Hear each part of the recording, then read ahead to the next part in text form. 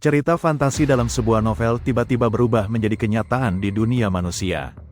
Hanya ada satu pembaca yang tahu bagaimana akhir dari skenario tersebut. Tapi alurnya mulai kacau dan penuh dengan misteri yang belum terpecahkan.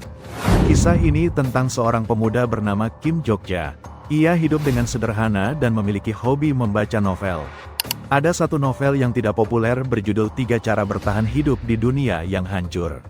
Selama 10 tahun, hanya Kim Jokja yang membaca novel itu hingga tamat. Suatu hari, setelah membaca chapter terakhir, Kim Jokja menerima email misterius dari sang penulis. Isinya adalah pesan yang tidak bisa ia pahami. Tak lama kemudian, dunia berubah.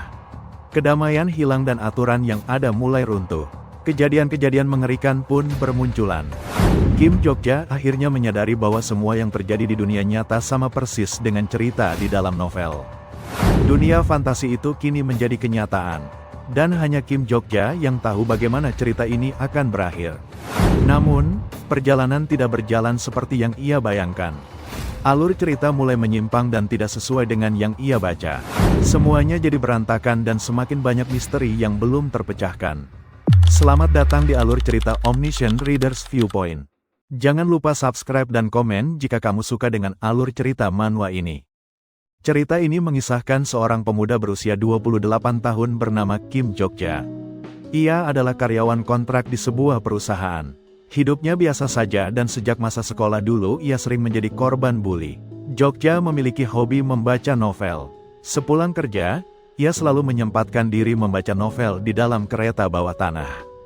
Hari itu, ia kembali melanjutkan membaca novel berjudul 3 Cara untuk Bertahan Hidup di Dunia yang Hancur. Sebuah karya dari penulis dengan nama pena TLS 123. Novel ini telah menemaninya selama bertahun-tahun dan kini akhirnya sampai di chapter terakhir. Saat membaca bagian akhir, Jokja bergumam dalam hati. Yang benar saja, masa tamatnya seperti ini. Wajahnya terlihat heran dan kecewa. Tak lama, seorang perempuan datang menghampirinya.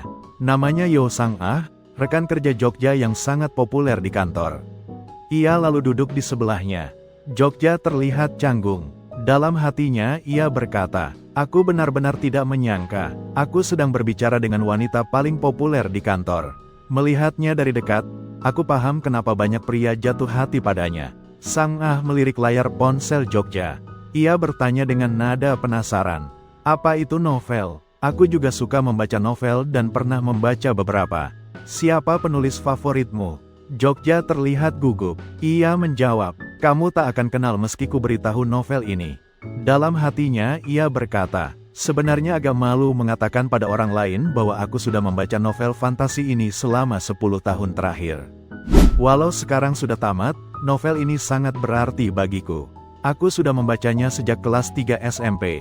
Bahkan saat aku dibully di sekolah, gagal ujian masuk universitas, sampai akhirnya diterima kerja. Aku selalu mengikuti novel ini. Rasanya ada kehampaan saat ceritanya selesai. Tak kusangka, penulis menghabiskan 10 tahun untuk menulis lebih dari 3.000 chapter. Hanya untuk novel yang rata-rata dibaca 1 orang per chapter. Awalnya memang ada sekitar 1.200 pembaca. Tapi lama-kelamaan, hanya aku satu-satunya yang bertahan sampai akhir. Sebenarnya ceritanya cukup bagus, kalau kalian sabar dan terus membaca. Rasanya seperti novel ini ditulis khusus untukku." Sesaat kemudian, Jokja melihat seorang anak kecil di depannya yang sedang menangkap belalang. Dalam hati ia bergumam, "Sial, kalau saja hidupku berada di dunia fantasi, mungkin aku bisa jadi tokoh protagonis. Tak seperti kehidupan nyataku yang biasa-biasa saja." Di tengah obrolan canggungnya dengan Sang-ah, tiba-tiba Jokja menerima sebuah pesan. Ia terkejut. Pengirimnya adalah penulis novel 3 Cara Bertahan Hidup di Dunia yang Hancur. Isinya seperti ini. "Terima kasih banyak. Karenamu, aku bisa menyelesaikan novel ini. Bahkan aku memenangkan perlombaan." Jokja tidak percaya. Ia lalu bertanya, "Apa nama lombanya?" TLS 123 menjawab, "Kau tak akan tahu meski ku beritahu. Ini hanya lomba kecil, dan novel ini akan segera dimonetisasi. Monetisasi dimulai sejak epilog diunggah. Aku ingin memberimu hadiah spesial sebagai tanda terima kasih. Bisa kirim alamat emailmu." Jokja mengirimkan emailnya. Tak lama kemudian, ia menerima email dari TLS 123. Isinya berbunyi, "Dear pembaca, monetisasi akan dimulai pukul 7 malam. Ini akan berguna untukmu. Semoga beruntung." Jogja bertanya-tanya, ia tidak begitu mengerti maksud semua ini. Ia mencoba membuka kembali novel itu. Tapi ia bingung, novel tersebut telah dihapus dan menghilang. Aneh sekali, masa mereka menghapus novel hanya karena dimonetisasi tanpa pemberitahuan kepada pembaca. Tidak lama berselang, kereta yang mereka naiki tiba-tiba berguncang. Para penumpang mulai panik, namun Jogja tetap tenang. Ia berkata kepada Sang Ah, "Tidak usah cemas, mungkin bukan hal yang serius." Ia melihat jam di ponselnya. Pukul 6.59 malam. Saat jarum jam tepat menunjuk pukul 7, situasi mulai berubah. Tiba-tiba terdengar pengumuman dari pengeras suara kereta. Semua penumpang diminta untuk lari. Kereta bawah tanah yang mereka tumpangi mendadak berhenti total. Dalam hati Jogja berkata, "Dari pengalamanku, kereta bawah tanah yang tiba-tiba berhenti memang cukup sering terjadi." Tapi entah kenapa aku langsung memikirkan cerita awal dari novel yang baru saja selesai kubaca. Secara mengejutkan, dari ujung gerbong muncul cahaya misterius. Para penumpang langsung heboh dan heran melihatnya. Sosok misterius keluar dari cahaya itu. Jogja menoleh. Ia syok melihat sosok yang muncul. Ia langsung teringat pada karakter dalam novel 3 Cara Bertahan Hidup di Dunia yang Hancur. Dalam hati ia berkata, "Itu tidak mungkin. Aku ingat betul 2 tanduk kecil yang melayang di udara." Ia mengenakan jubah kecil berbulu halus. Makhluk itu adalah Dokebi. Apa yang sebenarnya sedang terjadi? Makhluk kecil bernama Dokebi itu melayang lalu berbicara dengan bahasa aneh yang tidak dimengerti siapapun. Semua orang bertanya-tanya. Mereka bilang, "Siapa kau? Apa ini sedang syuting film?" Para penumpang hanya bisa melihat Dokebi sambil kebingungan. Sementara itu, Jogja masih belum bisa mempercayai semua yang ia lihat. Dalam hatinya ia berkata, "Itu benar-benar Dokebi. Aku tidak salah. Apa cuma aku yang sadar dengan semua ini? Ini benar-benar tidak masuk akal." Makhluk itu melayang dan berbicara dalam bahasa Korea. Ia berkata, "Aku baru saja menambahkan halaman Korea. Seharusnya kalian semua sudah mengerti. Layanan gratis untuk sistem planet 8612 telah dibatalkan. Skenario utama dimulai sekarang. Semua orang, bisakah kalian mendengarku? Aku akan mengumumkan sesuatu yang penting." Para penumpang mulai kesal. "Hentikan syuting ini. Cepat jalankan kembali keretanya. Kita sudah kehilangan banyak waktu." Semua orang terus mengoceh. Tiba-tiba, suara keras terdengar. Ia terlihat mulai kesal. "Kalian berisik sekali. Aku akan membuat kalian diam selamanya." Lalu, kepala salah satu penumpang meledak. Darahnya berceceran kemana-mana. Ini bukan syuting, bukan mimpi, bukan juga novel. Ini adalah kenyataan. Para penumpang dibunuh dalam sekejap. Melihat kejadian itu, semua orang langsung panik dan hanya bisa terdiam ketakutan. Dalam hati, Jogja berkata, "Sial, ini benar-benar nyata. Aku bisa merasakannya. Kenyataan yang penuh darah ini benar-benar terjadi." Suara itu kembali terdengar. "Kalian sudah melakukan hal-hal menyenangkan selama hidup di dunia, bukan? Tapi sekarang masa-masa indah itu sudah berakhir." Sorot matanya berubah menakutkan. Di tengah kepanikan, seseorang mendekati Dokebi dan berkata, "Apa Anda ingin uang? Saya akan memberi sebanyak yang Anda mau, asalkan saya bisa keluar dari sini." Jogja dan Sang Ah mengenali orang itu. "Bukankah itu Han, dari divisi keuangan perusahaan kita?" Dokebi lalu membakar uang yang dipegang Han. Ia berkata, "Kertas itu memang berguna di duniamu. Tapi di dunia ini, kertas seperti itu tidak ada artinya. Jika kamu melakukannya lagi, aku akan meledakkan otakmu." Lalu ia terbang, dan tanduknya memanjang. Tiba-tiba terdengar suara misterius dari sistem. Channel B17623 telah dibuka. Manusia kini dapat mengaksesnya. Layar-layar sistem muncul di depan mata semua orang. Jogja terkejut saat melihat tulisannya. Skenario utama telah dimulai. Mereka mulai membaca pesan itu. Skenario utama pertama. Pembuktian nilaimu. Bunuh lebih dari satu makhluk dengan klasifikasi utama. Tingkat kesulitan kelas F, batas waktu 30 menit. Hadiah 300 koin. Jika gagal, maka akan mati. Dokebi tertawa dan berkata, "Semoga kalian berhasil. Tunjukkan padaku kisah yang menarik. Lalu ia menghilang begitu saja. Kini para penumpang kebingungan. Mereka tidak mengerti sistem itu. Sang Ah mencoba menelepon polisi, tapi tidak bisa dihubungi. Jogja berusaha menenangkan. Tenanglah, anggap saja sekarang kita sedang bermain game. Yang berhasil bertahan, akan tetap hidup. Lihat sistem itu, kita hanya perlu mengikutinya saja. Jogja melihat sekeliling. Ia mulai berpikir. Dokebi bertanduk kecil. Mayat-mayat berserakan. Para pekerja kantoran yang berdarah dan menggigil. Seorang nenek sedang berdoa di kursi prioritas. Semua ini persis seperti situasi dalam novel. Sekarang bukan waktunya untuk mencari tahu kenapa semua ini terjadi. Yang pasti, cerita dari novel itu kini menjadi kenyataan. Dan semuanya terjadi tepat di depan mataku. Di tengah kepanikan, seseorang berkata, "Semuanya dengarkan aku. Tenang, tarik napas panjang. Hilangkan seluruh rasa takut kalian. Mulai sekarang, aku yang akan mengendalikan situasi. Aku adalah Letnan Angkatan Darat yang sedang bertugas. Aku ingin memberitahu kalian, bukan hanya di sini kejadian aneh ini terjadi. Aku baru saja menerima pesan dari unit pusat. Negara kita kini sedang dalam situasi bencana nasional tingkat 1. Mendengar itu, Jogja kembali dibuat heran. Ia berkata dalam hati, aku sudah tahu. Dia adalah Inspektur Lee Hyun Sung, Letnan Tentara Korea Selatan. Dia adalah salah satu pemeran pendukung dalam novel. Sial, aku masih tidak percaya. Karakter dari novel itu muncul ke dunia nyata. Tapi, yang aku ingat, kemunculan pertama Lee Hyun Sung tidak seperti ini. Seharusnya dia baru muncul setelah skenario pertama selesai. Kenapa dia sudah muncul sekarang? Tak hanya di dalam kereta, situasi yang buruk juga terjadi di luar.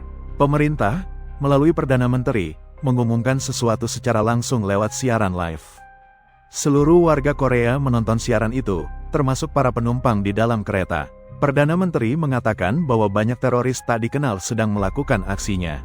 Namun, di tengah-tengah pidatonya, Perdana Menteri mendadak dibunuh.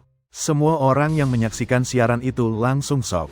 Dokebi tiba-tiba muncul di layar besar, tepat di dekat tugu tempat Perdana Menteri dibunuh. Dengan tatapan mata yang mengerikan, ia berkata, dengarkan aku baik-baik. Apa kalian belum paham situasi kalian sekarang? Kalau begitu, bagaimana kalau kita naikkan sedikit tingkat kesulitannya? Tiba-tiba muncul layar besar berisi hitungan waktu mundur. Waktu yang diberikan langsung berkurang dengan cepat. Sekarang hanya tersisa 10 menit. Waktu terus berjalan mundur. Terdengar suara dari sistem. Jika waktu tersebut habis dan tidak ada seorang pun yang menjalankan skenario utama, maka ia akan mati. Selain itu, akan ada hukuman tambahan. Jika dalam 5 menit tidak ada yang melakukan pembunuhan untuk pertama kali, maka semua makhluk hidup di channel ini akan dimusnahkan. Mendengar itu, Jogja berpikir, semuanya masih berjalan sesuai dengan skenario novel. Meskipun ada beberapa hal yang tidak sesuai. Seingatku, di saat inilah dia akan muncul. Tak lama, di gerbong lain mulai terjadi pembunuhan.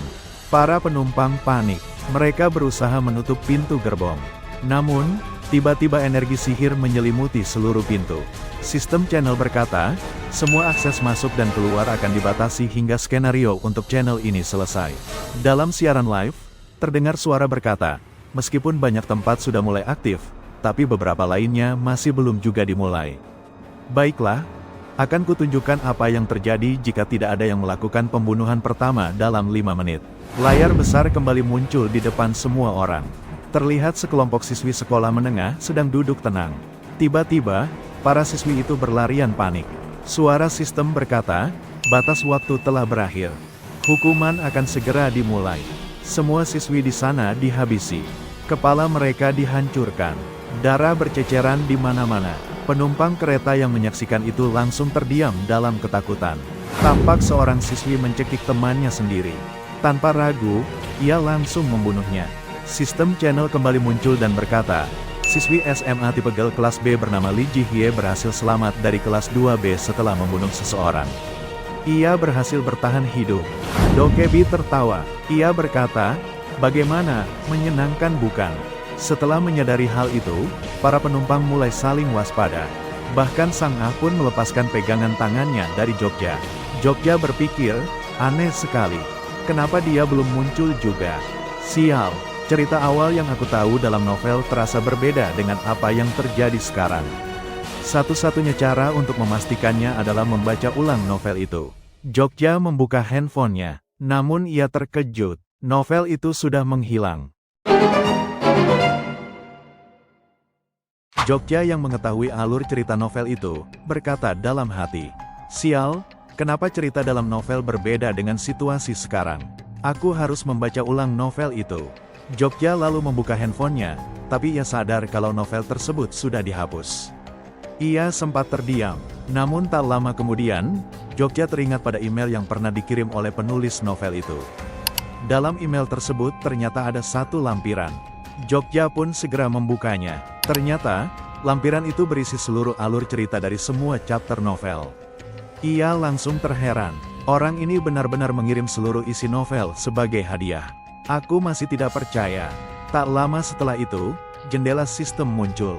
Anda mendapatkan atribut spesial. Anda dapat menggunakan slot skill spesial. Jogja mulai berpikir, aku tahu ini, setiap orang yang menyelesaikan kondisi tertentu akan mendapatkan atribut spesial dan bisa memakai skill spesial juga. Ini benar-benar seperti game, aku perlu tahu apa atribut dan skill spesial yang kudapat sekarang. Ia mengecek sistemnya, tapi jendela karakter tidak bisa ditampilkan. Jogja kembali heran, apa ada yang salah? Kenapa jendela karakternya tidak muncul? Aku harus mencari tahu. Akan kubuka file dari penulis dulu. Jogja membuka lampiran tadi. Setelah itu, muncul pesan dari sistem.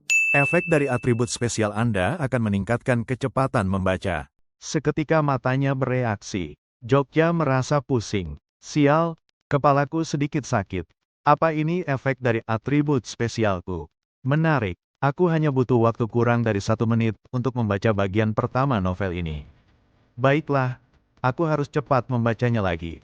Jogja terus membaca. Ia menemukan sepenggal cerita di sana. Dalam hatinya, Jogja berkata, dia berada di gerbong 3707. Ini mungkin jawaban dari ketidaksesuaian alur cerita. Mungkin alasan kenapa skenario ini tidak sama seperti yang kubaca adalah karena aku berada di bagian belakang gerbong. Bagian yang tidak dialami oleh tokoh utama. Di gerbong 3707, saat ini sedang terjadi keributan. Seorang pria di dekat Jogja berkata, bukankah kita harus menghentikan perkelahian di gerbong sana? Jogja berpikir, dalam alur cerita novel, hanya ada 2 orang yang selamat, yaitu Lee Hyun dan Kim Nam-won. Semua orang lainnya akan mati, termasuk diriku. Situasi di gerbong 3707 semakin kacau. Seorang pemuda terlihat menghajar seorang nenek-nenek dengan kejam. Sudah kubilang, kau harus pasrah dan diam. Ia hendak memukul lagi, tapi dihentikan oleh seseorang. Ternyata itu adalah Tuan Han. Apa yang kau lakukan? Hentikan semua ini. Sambil menunjuk ke arah layar, pemuda itu menjawab, apa kau tidak lihat? Kau ingin mati. Sepertinya kau masih belum mengerti. Untuk bisa bertahan hidup, kita harus membunuh seseorang. Pemuda itu lalu kembali menghajar si nenek. Han yang melihatnya marah. Cukup, tentu saja aku tahu kenyataan ini. Tapi membunuh sesama manusia demi bertahan hidup hanya dilakukan oleh sampah. Semua orang kini berada dalam posisi yang sulit. Dengan tatapan tajam, pemuda itu menjawab, ini adalah dunia yang baru. Jika kita tidak membunuh, maka kita yang akan mati. Dunia yang dulu kau kenal sudah berakhir. Di dunia yang baru ini, kita harus hidup dengan hukum yang baru. Jogja menyaksikan semua kejadian itu dari balik pintu gerbong. Dalam hatinya, Jogja berkata, hukum dunia yang dulu kita kenal memang sudah berakhir. Kim Nam-won sudah memulainya. Pemuda itu ternyata adalah Kim Nam-won. Jogja terus berpikir, jika tidak ada yang terbunuh dalam 5 menit, maka semua orang di gerbong ini akan mati. Ini seolah-olah aku sedang membaca ulang alur novel tersebut. Tapi sekarang aku benar-benar melihat semua adegan itu terjadi di depan mataku. Dalam cerita novel, nenek tua itu menjadi korban pertama. Jika aku mengubah skenario secara sembarangan, hanya sedikit hal yang bisa kulakukan nanti. Itu sebabnya aku harus membiarkan kematian si nenek terjadi. Tapi apakah hal seperti ini memang benar? Sang Ah yang berada di sampingnya mulai bergerak.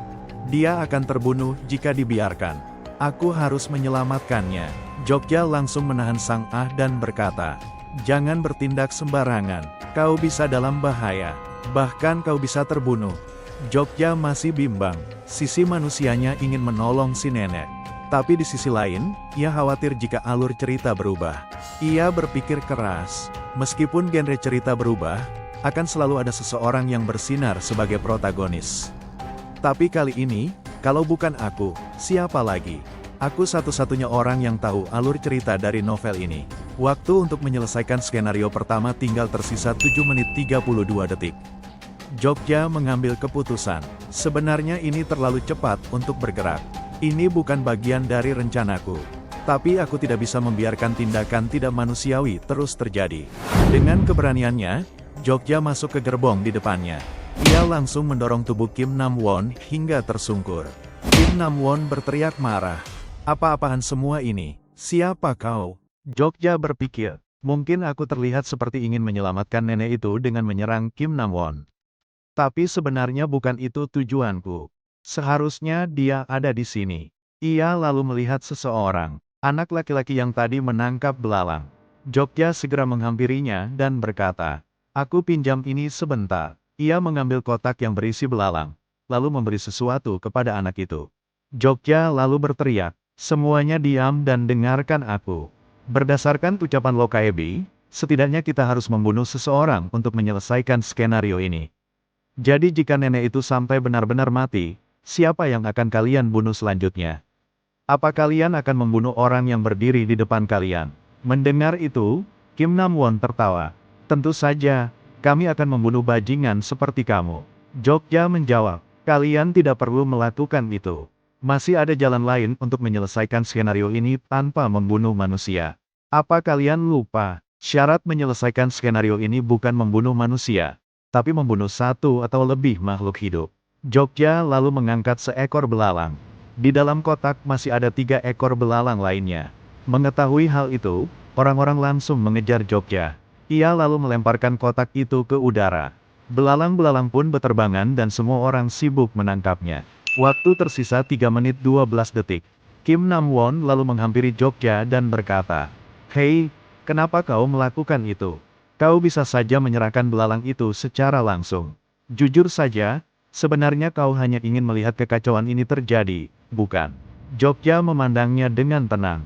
Dalam hati ia berpikir, ini dia Kim Nam-won yang kukenal. Kejam, ceroboh, dan menikmati kekacauan.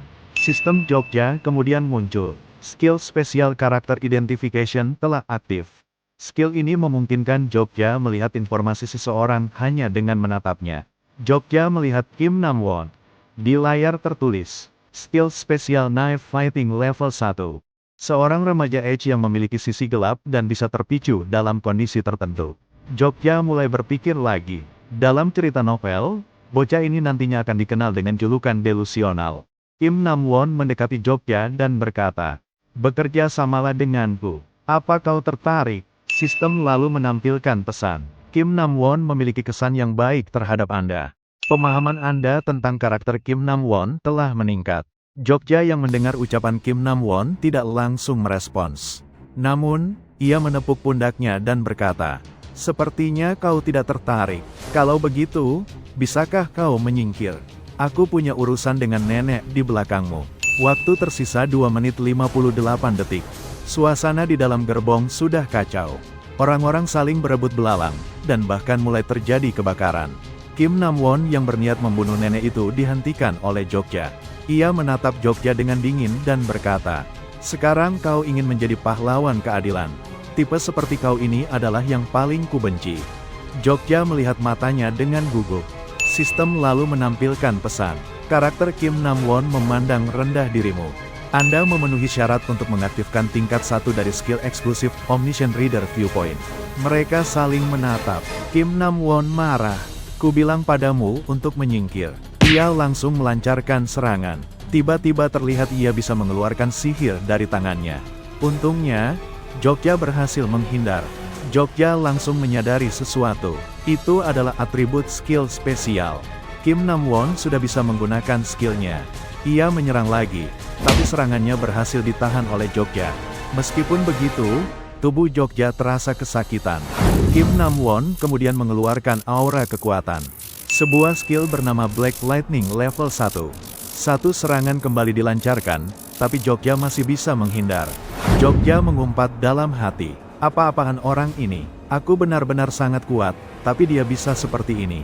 Padahal ini baru permulaan, tapi dia sudah bisa menggunakan skillnya.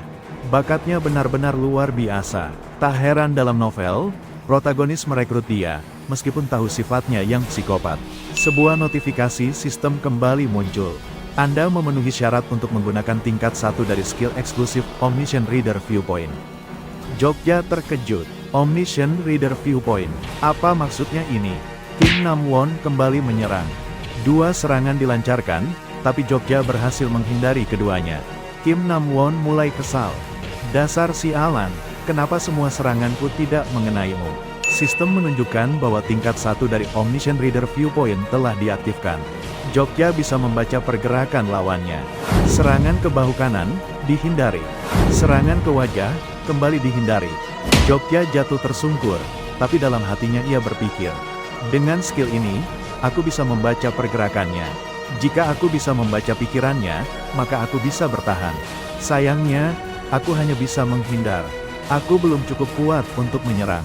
Yang bisa kulakukan sekarang hanyalah mengulur waktu lebih lama. Waktu semakin menipis. Jogja melihat si nenek yang tergeletak.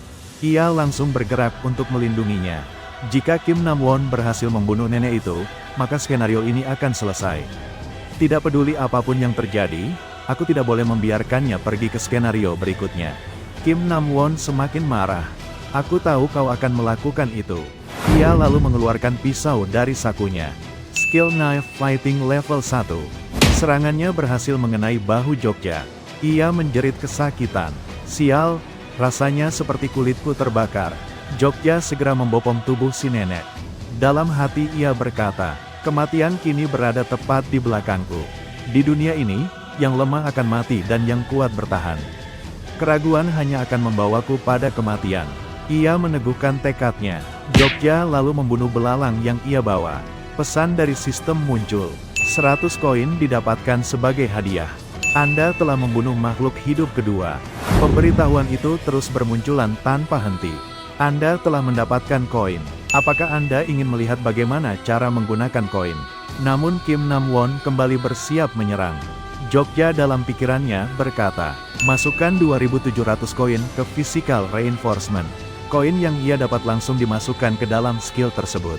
Level Physical Reinforcement naik dari 1 menjadi 10.